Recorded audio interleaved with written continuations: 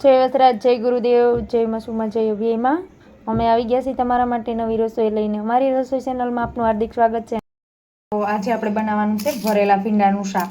ભરેલા ભીંડાને આપણે છે ને ધોઈ લીધા છે, મસ્ત મજાના ધોઈ નાખ્યા છે. પછી આ રીતનો આપણે એમાં કાપો પાડી દીધો છે સાકુએથી, અને આ રીતના મોટા મોટા ટુકડા કરી અને આપણે સુધાર્યો છે. એટલે કે વધારે મોટો રાખવાનો, બહુ નાના ટુકડા હશે તો તમને ભરવામાં લાગ નહીં આવે, એટલા માટે આપણે મોટો રાખ્યો છે. અને લસણ ફોલી અને રાખ્યું છે. તો આને આપણે ઝીણી મસ્ત મજાની લસણવાળી ચટણી ખાંડવાની છે, એટલે કે લસણ વધારે લેવાનું છે અને એકદમ સરસ ખંડાઈ જાય ત્યાર પછી આમાં ચટણી અને મીઠું એડ કરી અને પછી પાછું આપણે થોડું ખાંડણીયાથી ખાંડશો એટલે સરસ મજાની ચટણી છે એ લસણવાળી થઈ જશે તૈયાર. તો હાલો લસણ ખાંડી લઈએ. ભીંડો આપણે કમ્પ્લીટ તૈયાર થઈ ગયો છે. આપણે લસણવાળી ચટણી ખાંડી અને કમ્પ્લીટ કરી લીધી છે. આમાં આપણે પાણીના એડ કર્યા છે, એટલે કે જો સરખી મિક્સ થઈ શકે અને આપણે ભરવામાં પણ આસાની છે, ભીંડો ભરાઈ જાય. તો હાલો ભરવા મળશું ભીંડાને આપણે. તો તમે જોઈ શકો છો કે જો આપણે આ રીતે લગાવતું જવાનું છે ચટણીને, જેવું તમારે તીખું ખાતા હોય એ પ્રમાણે લગાવવાની. નકર ભીંડો છે એ એકદમ તીખો થઈ જશે. અમારે બહુ તીખું ન ખાય એટલે આપણે સહેજ જરા જરા જ લગાવશું. જો આ જ રીતે આપણે બધો ભીંડો ભરવાનો છે. તો હાલો ભરી લઈએ.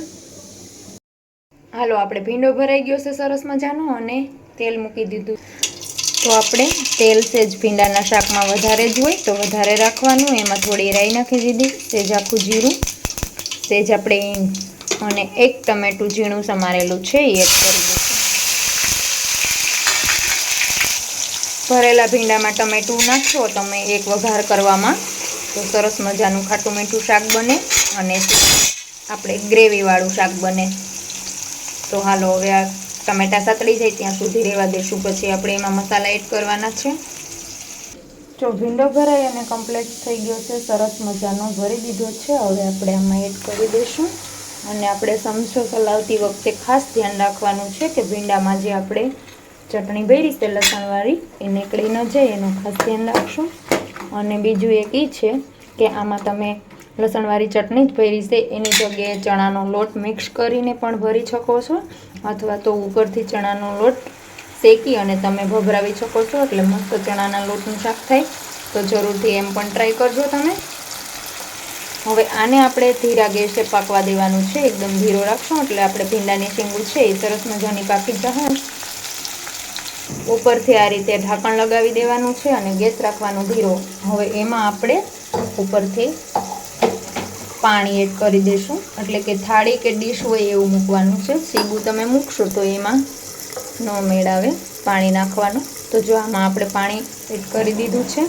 આ વરાળથી આપણે પાકી જાય એટલે કે વરાળિયું ભીંડાનું શાક બની અને થઈ જશે તૈયાર. વચ્ચે વચ્ચે આપણે થોડી થોડી વારે ચમચો ફેરવતા રહેવાનું, જેથી કરી આપણે ભીંડો છે એ તળિયે બેસી ન જાય, એનું ખાસ ધ્યાન રાખવાનું છે. જોકે આપણે ગેસ ધીરો રાખ્યો હોય એટલે બેસવાની તો કંઈ ડર જ નથી, પણ આપણે ચમચો ચલાવતા રહીશું એટલે કંઈ પણ વાંધો ન આવે. તો સરસ મજાનો ભીંડો પણ આપણે એકદમ પાકવા માંડ્યો છે. પછી ઢાંકણ લગાવી દઈશું. પાણી હતું એ આપણે કાઢી લીધું છે. હવે થાળી આપણે ઉપર ઢાંકી હતી એટલા માટે થઈ, અને જો વરાળથી પાણી કેવું સરસ થઈ ગયું છે એ રસો જ આપણે રાખવાનો છે.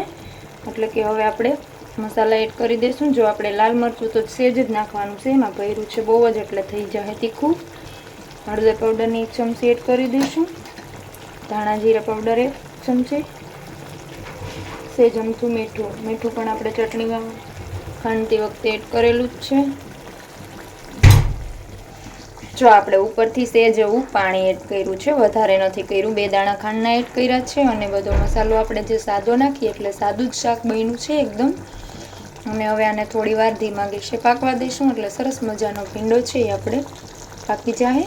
અને આમાં તમારે લીંબુ અથવા તો થોડી સાઈઝ પણ તમે એડ કરી શકો છો, તો પણ સરસ જ બને. જો આપણે ભીંડો છે એ કાચો લાગે એવું લાગે છે તો આપણે થોડી એમથી આમાં સાઈઝ એડ કરી દઈશું. જરાક જ નાખવાની છે, વધારે નહીં. અને પછી એને આ રીતે ચમચીએથી ચલાવતું રહેવાનું છે એટલે સરસ મિક્સ થઈ જશે. અને સરસ મજાનું બની જશે. થોડી વાર પાકવા દઈશું એટલે બધો રસો હોઈ જશે અને થોડોક આપણે રાખવાનો છે એટલો રાખશું, બાકીનો હોઈ જાય અને ભીંડો પણ સરસ મજાનો પાકી જાય, કોઈ પણ ટેન્શન ઝંઝટ વગર. સરસ મજાનું આપણે ભરેલા ભીંડાનું શાક થઈ ગયું છે. એકદમ હોટલ અને ઢાબામાં હોય એવું જ સરસ મજાનું બની ગયું છે. તો તમે જોઈ શકો છો કેવું સરસ છે, જોતા જ મન થઈ જાય છે ને ખાવાનું. આની સાથે તમે ભાખરી કે રોટલી કંઈ પણ સર્વ કરી શકો છો. અને કેવી બેલ લાગી અમારા ભરેલા ભીંડાની રેસીપી તો જરૂરથી અમને કોમેન્ટમાં બતાવજો. અને નવો વિડીયો લઈને આવીએ ત્યાં સુધી આવજો.